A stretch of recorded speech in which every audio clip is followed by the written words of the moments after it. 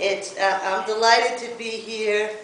I'm delighted to be serving on platform with one of my mentors and my teacher, the Reverend Jean Kerr-Birch. It's an honor, and it's been a long time. So thank you for being up here with me.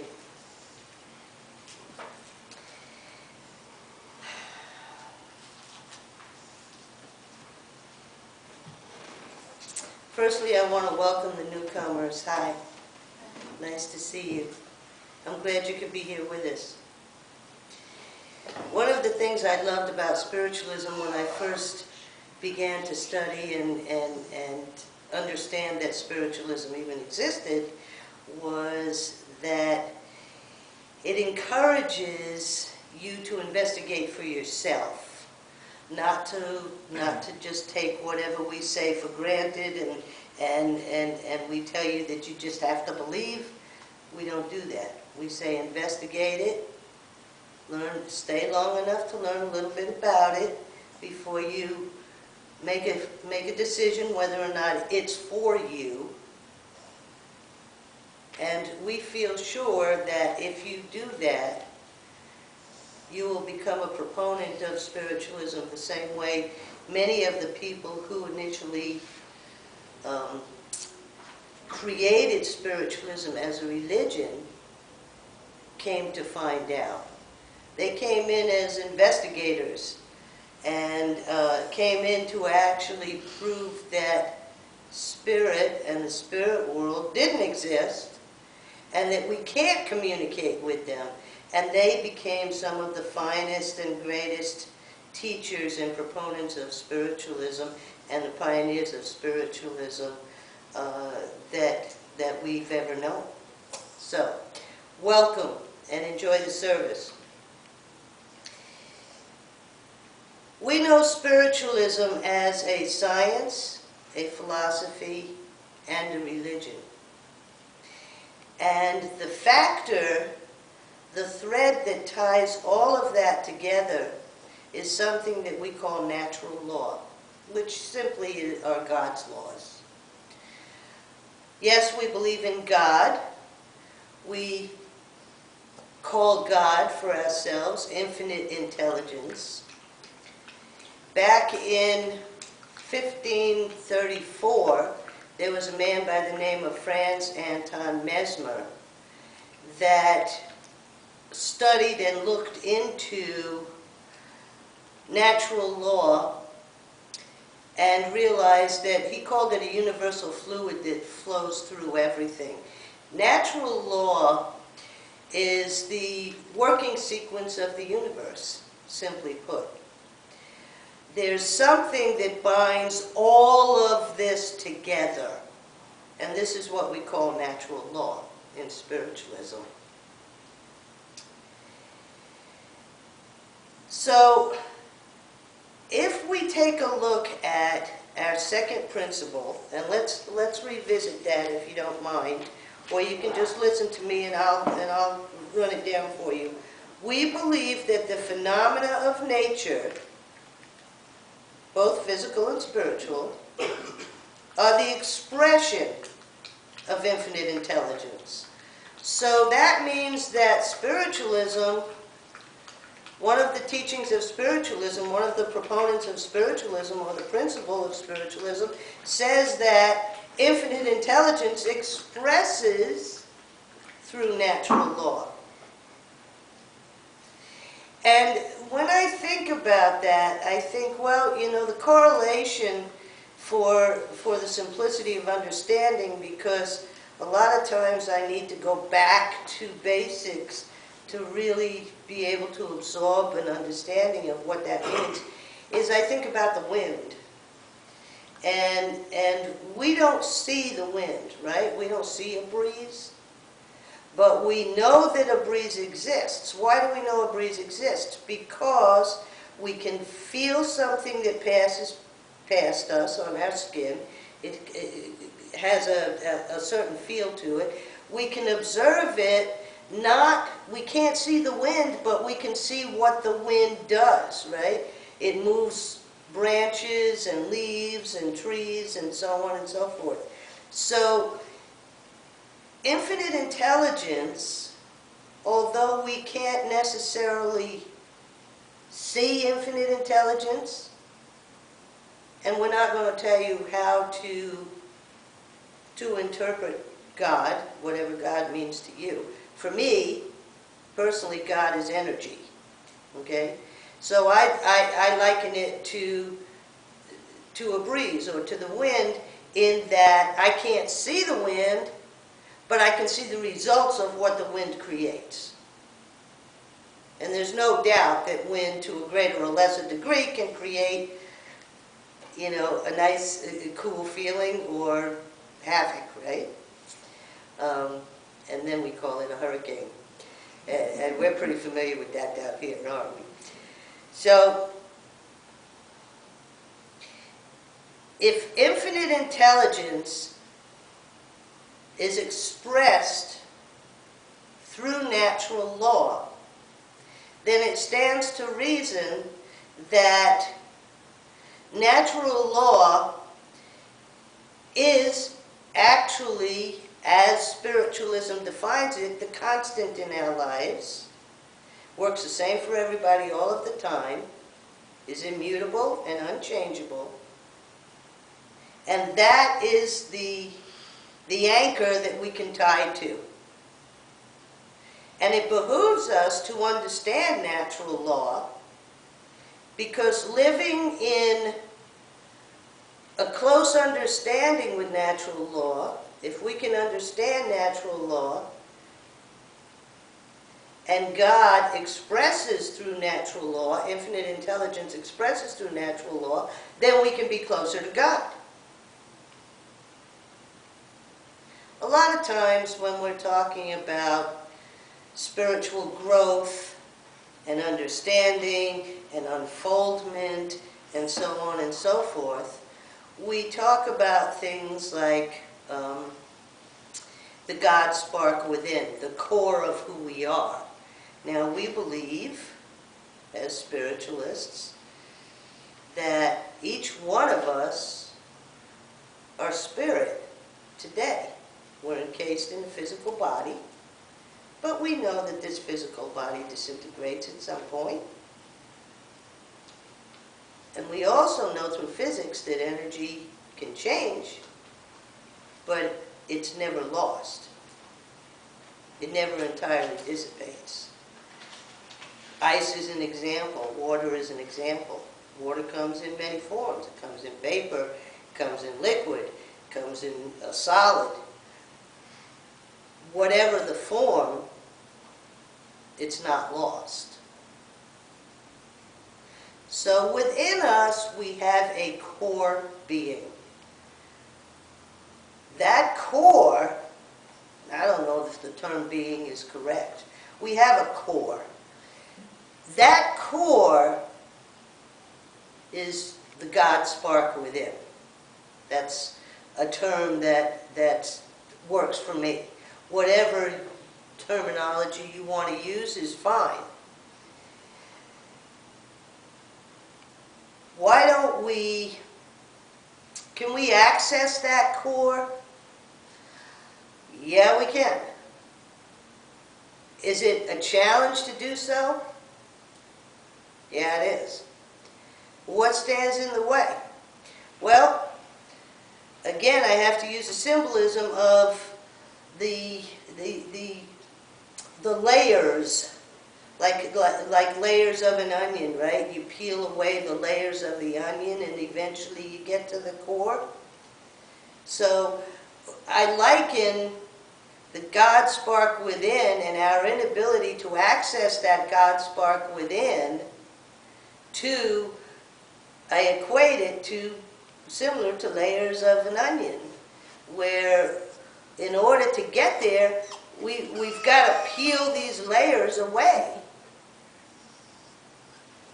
How do we do that? And where did these layers come from in the first place? Who put them there? How did that happen? Well, When you came into this world, your first influence was your parents and society and the environment that you experienced. And when you experienced, when all of these things came before you, some of them you adapted, you took them in, and you owned them. You absorbed them as your own. Your parents said, do this, and you said, well, that's it then, that's the law, that's what I need to do. That society did the same thing. Your environment did the same thing. And that's what constitutes the makeup of these layers. The number of layers that you have, and your layers may be very different from mine, right? Because we have different parental upbringing, maybe we were born into a different environment, a different part of the world. Our social teachings might have been different if we lived in different parts of the world as opposed to where we live today. So my layers may look very different from your layers, but what constitutes which layer we take on for ourselves is based upon our perception. Based upon what we choose to pluck out of the air and say, yep, I'll own that, but this one, not so much. I don't want it. Is this making sense to you guys? Okay. So, the bottom line is we all have layers. And it's not about, the fallacy is we need to gain stuff, we need to learn stuff, we need to absorb stuff, we need to work at becoming more spiritual, becoming more adept at our understanding of natural law. Gaining. When in actuality, it's not about that at all. When in actuality, it's about releasing. When you begin to understand the process of releasing some of the ideas that no longer serve you, that may or may not be so, that might not even, by the way, be your own thoughts. You might have just plucked it out of the air, and we'll talk about that in a minute. And accept it as your own. The end result of that is, naturally, the acquisition is growing closer to that God spark within, or an understanding of natural law. So it's not about you have to work at it and strive for it and push for it. It's about turning it loose. It's more about letting go. And then that's the end result. The end result is the core, the light, shines brighter. Light comes from the absence of darkness. It doesn't come forcing itself over the top of darkness. It comes from the absence of taking the darkness away. When you take the darkness away, the light appears. Okay? So let's talk about what we put on ourselves, those layers, the cloaks that we wear. Where do they come from? Well, we talked about, our parents, our upbringing, the social effects of living in a particular society, our environment, and so on and so forth. And we process, we have brains, right? And we think through this organ that we call a brain, because when we die we don't have a brain. The brain dies too. But right now we're processing through this organ that we call the brain. And who's the maker of all of these thoughts that we have? How many thoughts do you think are floating around out there, like radio waves or TV waves or whatever? I can't count that high. I mean, there's a ton of thoughts, and thoughts are things, right? Thoughts are powerful. We can, you know, we can change a lot of things with our thoughts. Some of you may remember the story that I told you about the guy that was riding on the, he was an inspector for subway cars, or for train cars. And he was inspecting the cars and going through them and making sure everything checked off okay. And he went into this refrigerated car to check it, and the door slammed shut behind him. And he had no way to open it.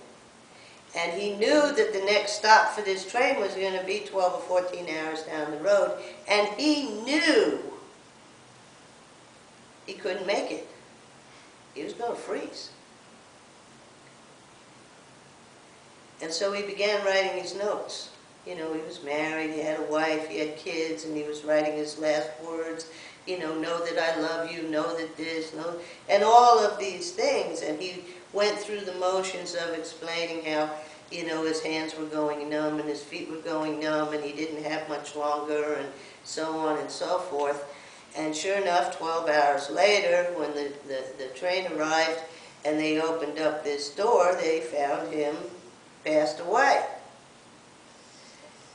But, and there's more, but the car was broken. The refrigeration system in that car never got below 55 degrees. But he knew he was going to die. And guess what? He did die. Okay? So, our thoughts are very powerful, but who's the maker of these thoughts? What thoughts we know, I know, for instance, and everybody in here knows that you're thinking, you're thinking, you're thinking. We're all thinking. We're big thinkers. We think all the time. Everybody on the face of this earth is thinking. So there's a ton of thoughts out there. Which ones are we taking in? Which ones are we calling our own? Which ones are we adapting? Which ones are we believing in? Which ones are gaining our attention, and which ones are we saying, that's not mine, I'm not going to own that one? And that's where the layers come from. Those thoughts that you choose to give energy to. What you feed thrives. What you starve withers away to nothing. So the thought itself doesn't really have any impact on you and doesn't mean anything, only in the respect of and only proportionate to the amount of charge that you give to the thought, the energy that you put behind the thought. Everybody has seen what happens when somebody runs on a very high emotional level. Whether it's, has anybody ever seen anybody here or anybody that gets really angry? Or is really happy? Right? You know, that's giving it a lot of charge. Okay? That's amping it up. So everything that's going on out there, you have the ability to choose whether or not you want to adapt that as part of your being, or you want to let it go. You're in control. You have that ability.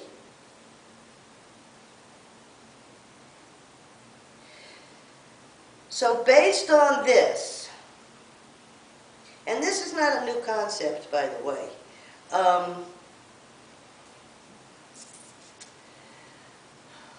Aristotle, which is going back to, I want to say about 350 BC, he was the first one, by the way, that used that term, the laws of nature. He was a biologist. So he didn't call it natural law, but he called it the laws of nature. Okay? He was aware of that. Plato, also back in that time frame, spoke of, there's a very famous story that he tells about people that lived in a cave, and they never came out of this cave. It was a huge cave, and everyone lived in the cave, and nobody came out of the cave, and all they saw of the outside world were the shadows on the wall of the cave. So they thought that everything outside of that cave was made up of these silhouette figures, whether it was leaves on a tree or whatever that passed by that cave and projected a shadow on the wall. Until somebody stepped outside the box and realized that that wasn't the case at all. So the point being that, is this world, he was talking about the reality of what is as opposed to illusion. Is this world that we live in, is this real? Is this a reality? Or is this an illusion of a world that we've yet to recognize? And collective thinking has nothing to do with it, right? Because there was a time when all of us believed that the earth was flat. Until we realized that it wasn't. Fast forward to a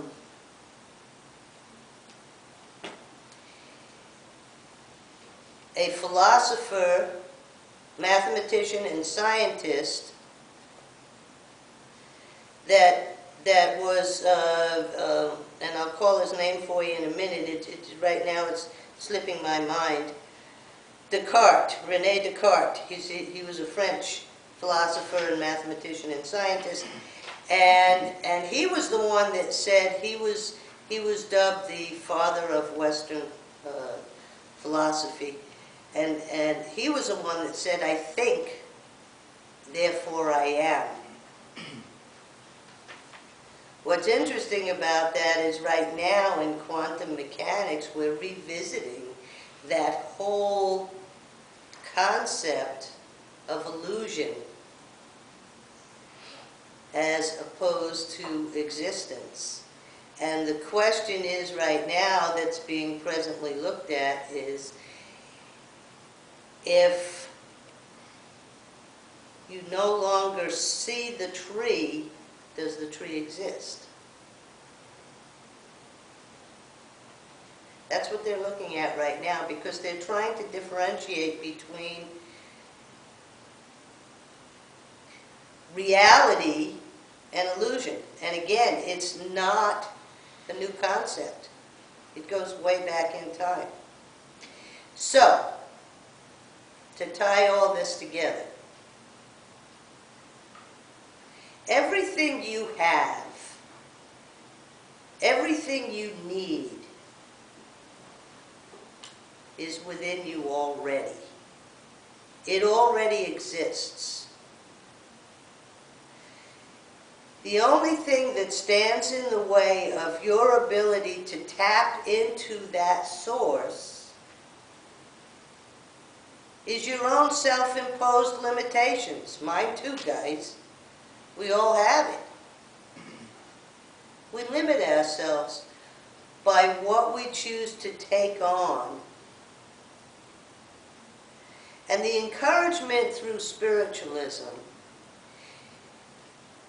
is, as is many other religions as well, is to remain open, to remain in the question, as opposed to being locked in. This is where one religion separates itself from another. That in spiritualism, we don't say we're dogmatic in our thinking. We say this, it's this way, and if you're coming on board with us, this is what you will believe. We say, please, please, come to us with an open mind, remain throughout, and I know people that have been in spiritualism, well, certainly much longer than I have, and they still say the same thing. Stay open, stay receptive, and realize that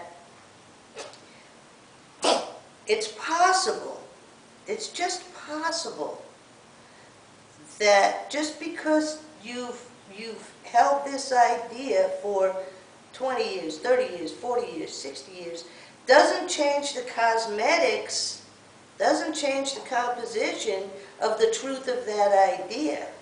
It may be your perception that's clouding the truth. So stay open and stay receptive to new ideas. And in that, the gain from that will be spiritual growth.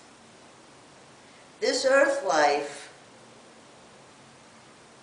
is just a season. It's not an eternity. It's just a season. So I encourage you all to enjoy it and remain open to what this